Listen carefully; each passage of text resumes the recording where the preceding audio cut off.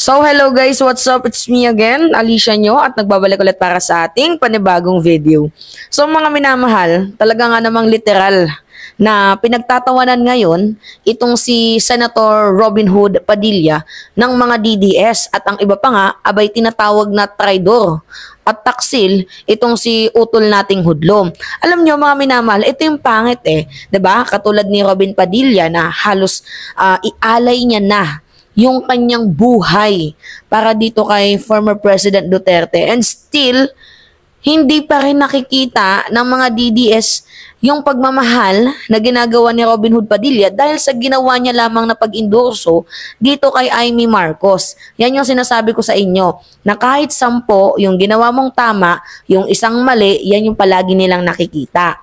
So ngayon mga minamahal, sa mga hindi nakakaalam, yan yung balita. Sabi dyan, Robin Padilla endorses Amy Marcos. So, inendorso mga minamahal ni utol nating hudlom itong si si Babalina. Ay, lakas din ng amats nila, no, mga minamahal.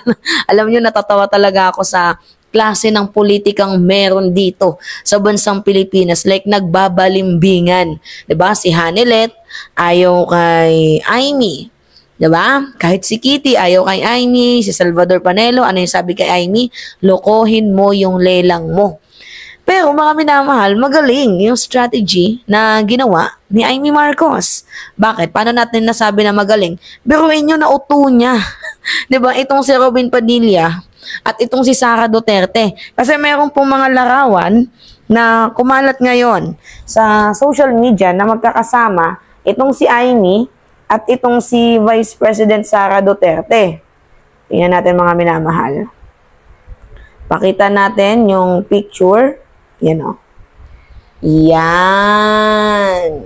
Sabi nila, old photos daw yan. Pero hindi mga minamahal. Yan o. Tingnan ninyo. Oh, diba? Nakakatawa lang isipin, no? Sabi pa nga dito sa balita. Tingnan. Makikita ang ilang mga larawan mula sa umano'y behind the scene ng tila promotional video na magkakasama sina Vice President Sara Duterte at Direktor na si Daryl Yap at re-electionist na si Amy Marcos. So, sinasabing lalabas at mapapanood ang nabanggit na promo video sa Lunes, April 14, which is, kailan ba yon? Bukas, mga minamahal. So, ano kaya yung aabangan natin bukas? Ano yung meron?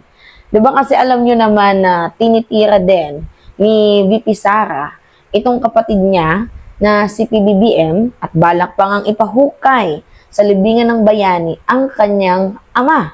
At ito namang si Amy Marcos, walang ibang ginawa kundi magpaka-attack doggies dito sa kampo ni former President Duterte.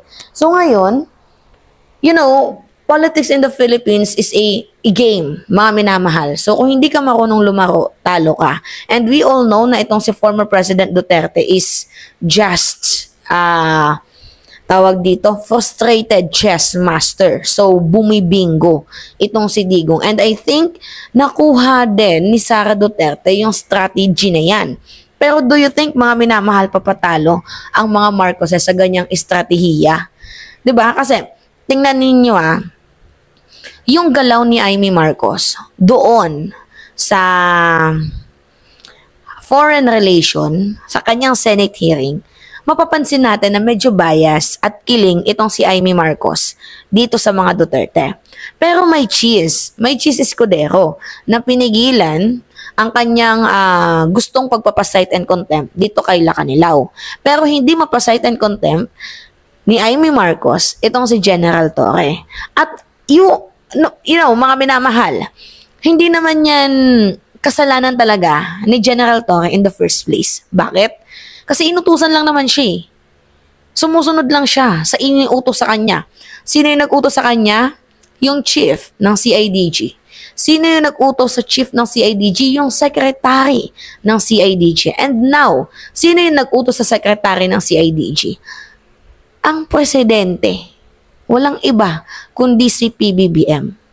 So ngayon, yung hearing ni Amy Marcos, alam naman natin na for trial by publicity, lang yung ginagawa ni Amy Marcos. Pero I think, marunong din naman lumaro itong si Babalina. So, tingnan na lang natin kung hanggang saan yung kanilang pagpaplastikan. At darating din yung panahon na baka hindi natin alam, minamind conditioning lang tayo ng mga politikong yan. To the point na baka pwedeng sabihin na peke yung kanilang away. 'Di ba? Para magbugso yung damdamin ng mga Pilipino at kinokondisyon na maupo itong si Sara Duterte. Pwedeng ganon.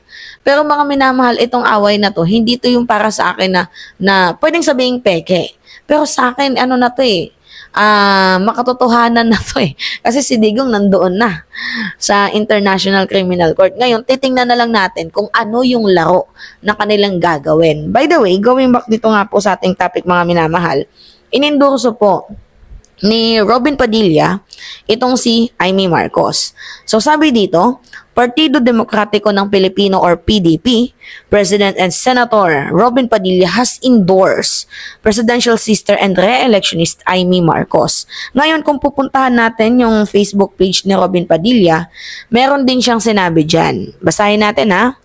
Sabi niya, mga kababayan at kapanalig, wala pong kinalaman ang Partido Demokratiko ng Pilipinas or PDP laban sa aking personal na pag-endorso sa aking pinunong higit sa mapayapang revolusyon na si Senator Gringo Honasan, number 31, at aking manang Senator Amy na si 39. Diba? So ito po ay pansariling desisyon. Ito po ay walang kinalaman sa mga Duterte. Inendorso niya doon yung kanilang mga kandidato, wag na nating banggitin, baka maalala pa ninyo. At sabi niya pa dito, isinusulong ng aming partido politikal na wala pong formal na endorsement ang aming chairman na si FPRRD kay Senator Gringo at kay Amy Marcos. Kundi mula po sa aking kabataan at artista pa po ako, iisa na ang hangad namin ni Senator Gringo at ni Manang Amy para sa inang bayan. Tulad ng Duterte, silang dalawa ay tapat sa bayan at hindi nagbabago yun, maging sino man ang nakaupong Pangulo. Wow! Angas. Meron pa nga silang political ads, mga minamahal. At yan yung gusto kong ipapakita sa inyo. Ito yon. Wait lang. Yung kanilang paglulukuhan. Ano ang sabihin sa Mindanao? Ang pangalan ko, ang may Manang tapatin mo ako. Pinoy, lagi akong tapat sa iyo. Ano ang ibig mong sabihin sa Mindanao? Ang pangalan ko, ang may ibig sabihin sa Mindanao. Pangalan? Amy, Ay? infrastruktura, modernisasyon, elektrisidad, ekonomiya, Tapatan. tapatan, Tapat na kaibigan. tapat sa bayan. Boto si Senator Amy. 39 sa balota. Senator Amy, number 3. Meron lang akong napansin. Yung sinabi ni Robin Padilla, tapat sa kaibigan. So yung paraphrase, ito namang si Amy ang kanyang binanggit, tapat sa bayan. Doon lang ako nagtaka na kung mapapansin ninyo, yung galawan talaga ni Binoy, nakabase sa kanyang mga kasamahan. Not based on our constitutional, not based on our 1987 Constitution, not for the people, not for the country. Yung kanyang serbisyo, tapat lamang para sa kanyang mga kaibigan. So, di ba, nakukuha niyo yung punto. So, kung kaibigan ka ni Robin, magiging tapat siya sa'yo. Kung kaibigan ka ni ganito, magiging tapat siya sa'yo. Katulad kay Kibuloy, even though na mali ang ginagawa ni Kibuloy, even though na nakikitaan na ng kamalian nitong si Kibuloy, tapat pa din siya. Diba? Tapos biglang in-insist noon ni Robin Padilla sa hearing na about sa mga communists na wala namang kinalaman sa kaso ni former President Duterte na war crimes or crimes against humanity. Pansinin ninyo mga minamahal, basta lamang kahit magmukha siyang engot, as long as mapapagtanggol niya, may pagtanggol niya, ang kanyang mga kaibigan, talaga nga namang iba yung atake ni Robin Hood Padilla. Nakakatawa mang isipin, pero let's see. Tingnan na lang natin ang mangyayari ngayong Lunes at aabangan natin yan kung ano ba yung ibig sabihin ng promotional video ni Sara at ni Amy Marcos. 'Di ba? Na ang nag-direct is yung director na kinasuhan ng mga Soto na si Daryl Yap. Alright? So, yun po mga minamahal. Anyway, it's me again, Alicia nyo. at nagbabalik muli para sa ating panibagong video. Maraming salamat at ingat mga kababayan.